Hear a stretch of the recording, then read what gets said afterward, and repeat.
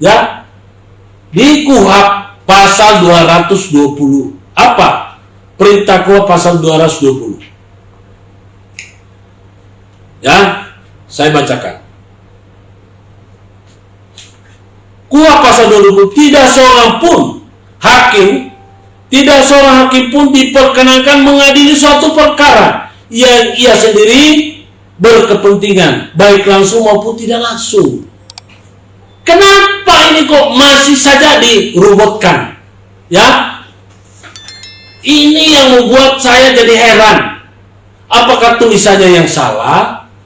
Ya, atau tidak pernah dibaca sama mereka, atau kayak gimana? Lalu apa? Setelah kita berdebat, oh kami tidak punya kepentingan, kami tidak punya kepentingan.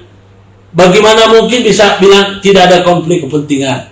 Baru setelah sudah alot, saya bukakan lagi soal keputusan bersama antara Ketua Mahkamah Agung dengan Ketua Komisi Yudisial tentang di situ juga persyaratan harus mundur, bahkan tata cara mengundurkan diri. Masih tetap ngotot, akhirnya saya keluarkan jurus pamungkas, Pak. Ya, pada peraturan bersama yang dikeluarkan bulan 9 tahun 2012, ya, pada pasal 9. Nah, pasal 9 ayat 5, ayat 4 mengatakan, ayat 4 huruf F, hakim yang memiliki konflik kepentingan sebagaimana diatur pasal 9 ayat 5 huruf C dan D wajib mengundurkan diri dari memeriksa dan mengadili perkara yang bersangkutan. Keputusan untuk mengundurkan diri harus dibuat seawal mungkin untuk mengurangi dampak negatif yang mungkin timbul terhadap lembaga peradilan atau persangkaan bahwa peradilan tidak dijalankan secara jujur dan tidak berpihak. Masih ngotot? Saya bacakan. Pada bunyi pasal 9 ayat 5 huruf D, ya, hakim dilarang mengadili suatu perkara apabila hakim itu memiliki hubungan pertemanan yang akrab dengan pihak yang berperkara. Pihak yang berperkara itu adalah pelapor. Nah, sekarang yang saya mau tanyakan, apakah hakim yang mengadili perkara saya tidak kenal sama pelapor atau tidak ada hubungan? Tentu saja sangat bohong kalau bilang tidak ada hubungan. Setiap hari mereka bertemu, setiap hari mereka berbincang-bincang. Mana bisa? Jadi sekali lagi kepada masyarakat, sudah waktunya kita harus menolak, ya, hakim-hakim yang tidak ngerti atau yang tidak mau menjalankan sesuai dengan ilmu hukum yang benar. Saya tidak mau, ya, sudah silakan aja putus. Jadi sekali lagi saya perlu pesankan, siapapun yang mendengarkan video ini, baik itu dari masyarakat, pemerhati hukum, teman-teman advokat, jangan hanya bisa ngenyek, ya. Kebanyakan teman-teman advokat ini karena mereka punya kepentingan terganggu, sering mereka bermain 86 dengan hakim, kemudian mereka istilahnya mau sok jadi pahlawan, ya. Maaf, Anda bukan level saya, ya. Meskipun mungkin Anda lebih senior, lebih banyak, kantor advokat Anda lebih besar, tapi sudah bukan level. Karena saya tidak ada kenal sekarang ini pengacara yang berani melawan hakim karena dia jadi terdakwa, ya.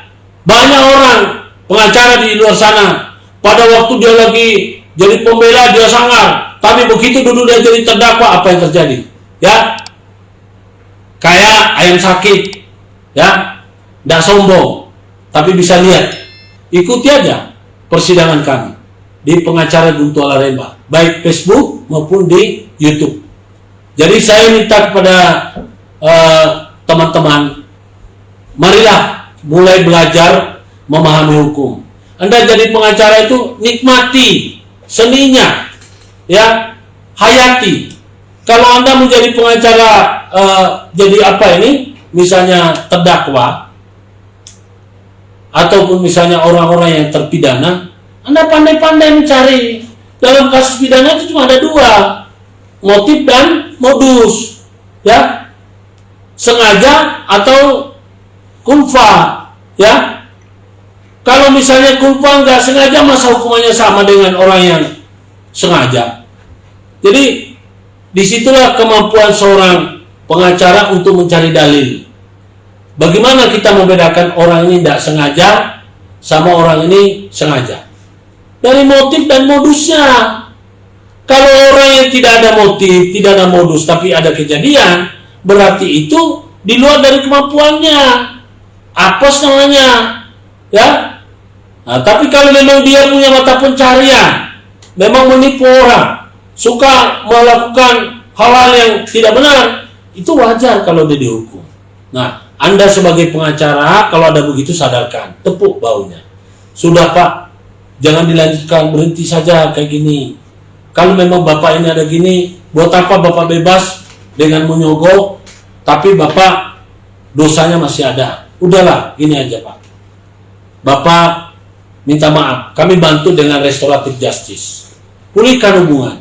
Orang-orang yang Bapak pernah tipu, kembalikan asetnya mereka. Kemudian, harta yang Bapak punya, Anda berikan. Jangan simpan-simpan. Toh harta Bapak banyak, nanti kalau Bapak mati, hanya akan diambil oleh turunan Bapak, padahal dosanya Bapak yang tanggung. Ya, jadi saya memberikan nasihat seperti itu. Begitu juga seorang koruptor. Kalau ada koruptor minta tolong ke kami selalu anjurkan untuk tolong uang korupsinya ini dikembalikan kepada negara. Berapapun yang tersisa sudah kembalikan. Tidak usah Bapak memperkaya diri. Tidak usah jual mahal, tidak usah.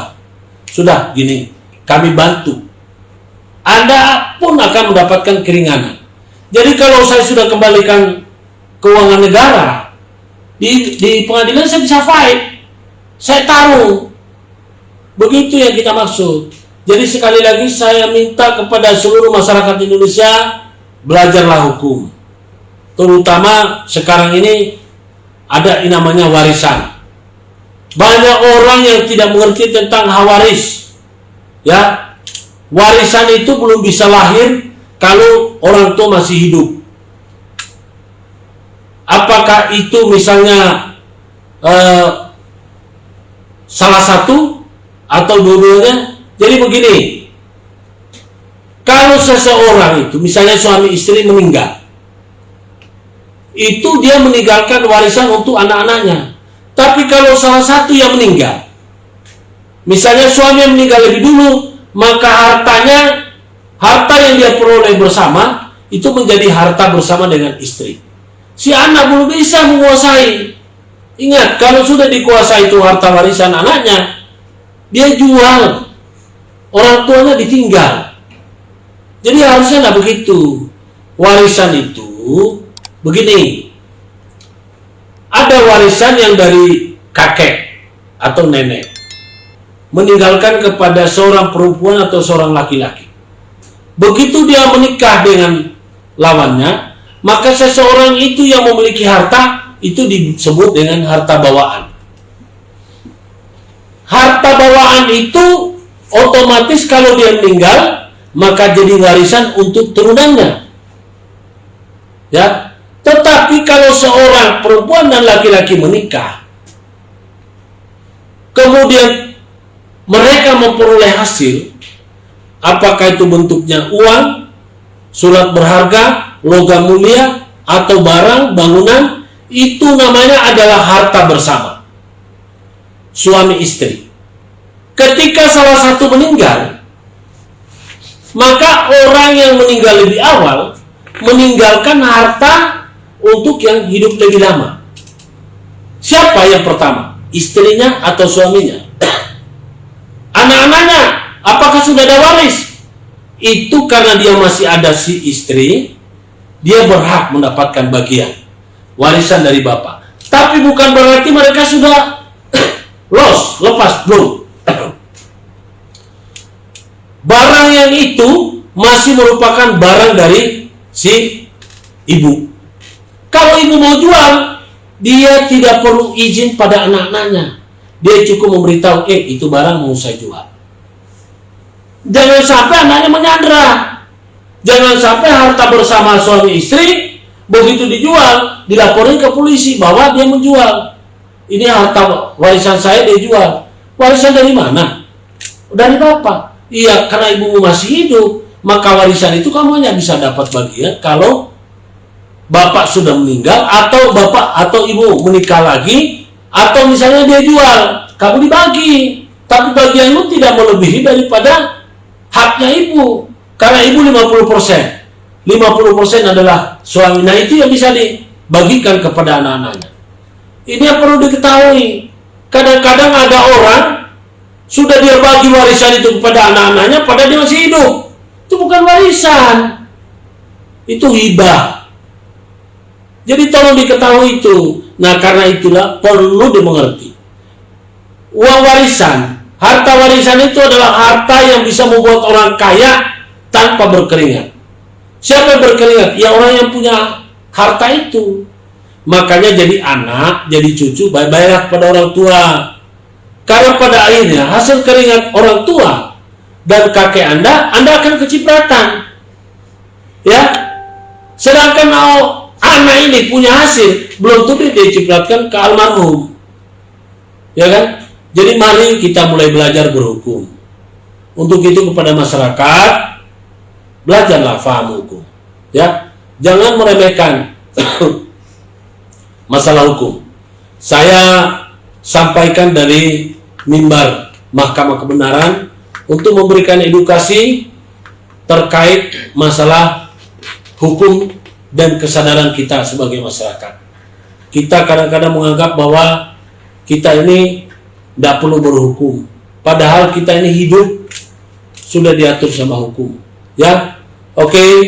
Pertemuan kita hari ini saya akan akhiri di sini, ya, untuk memberikan kita edukasi kepada masyarakat pencari keadilan. Kalau Anda membutuhkan bantuan hukum, hati-hatilah. Begitu Anda keluar dari rumah, Anda akan ketemu kantor advokat. Tapi jangan salah. Jangan salah memilih advokat. Karena ketika Anda salah memilih advokat, yang terjadi apa? Ya, Anda sudah menyerahkan dokumen-dokumen kepada pengacara itu. Anda juga sudah menyerahkan uang. Ya, tentu dokumen tadi itu sudah bukan rahasia lagi dia di antara Anda dengan pengacara. Kemudian Anda sudah menyerahkan uang Anda yang Anda kasih dan mungkin Anda tarik lagi. Lalu Anda sudah percaya kepada dia. Kalau dia berkhianat, apa yang terjadi? Kalau dia berkhianat, maka Anda akan kehilangan waktu, kehilangan uang, kehilangan strategi, bahkan terancam kehilangan harta benda. Kalau perkara pidana, bisa jadi Anda malah tersandra, Anda bisa terpenjara. Ya, yang lebih berat. Itu perlu hati-hati. Jadi perlu berpikir, jangan karena kenal itu tidak jadi jaminan. 90% orang yang berperkara sekarang, baik secara perdata maupun pidana, bermula dari karena kenal. Jadi lebih baik Anda mengeluarkan sedikit kocek Anda lebih besar, tetapi Anda mendapatkan namanya bantuan hukum yang objektif. Ya, kenapa Anda tidak menyesal? Ya, setidaknya hanya Anda menyesal keluar uang banyak. Ya, Anda kesel, Anda sakit hati karena terlalu banyak biaya, tapi Anda hanya satu saja. Tapi kalau Anda diperkutuk sama orang yang Anda percaya, sudahlah. Anda sakit hatinya double. Ya, sudah sakit hati uangnya, sakit hati waktunya, lama-lama stroke, mati. Ya, jadi itu yang perlu diperhatikan. Sekali lagi, belajarlah ilmu hukum. Ikuti video edukasi dari pengacara Guntur Laremba melalui YouTube-nya pengacara Guntur Laremba. Jangan lupa di-subscribe, ya, like, komen, dan bagikan supaya banyak orang tahu. Ini kita memberikan edukasi kepada Anda. Anda yang ingin mengontak saya, silakan. Tapi terlebih dahulu lakukan dulu subscribe. Ya, Anda boleh minta konsultasi pada saya, tapi Anda harus juga subscribe. Ya, oke. Saya akhiri pembicaraan saya di sini. Saya mohon maaf apabila ada pihak-pihak yang tersinggung. Saya tidak bermaksud menyinggung atau melecehkan. Saya hanya memberikan edukasi kepada masyarakat agar masyarakat mengerti batasan hak dan kewajiban. Oke, wabillahi taufiq wal hidayah. Wassalamualaikum warahmatullahi wabarakatuh. Salam kebenaran, equality before the law. Kita ketemu lagi.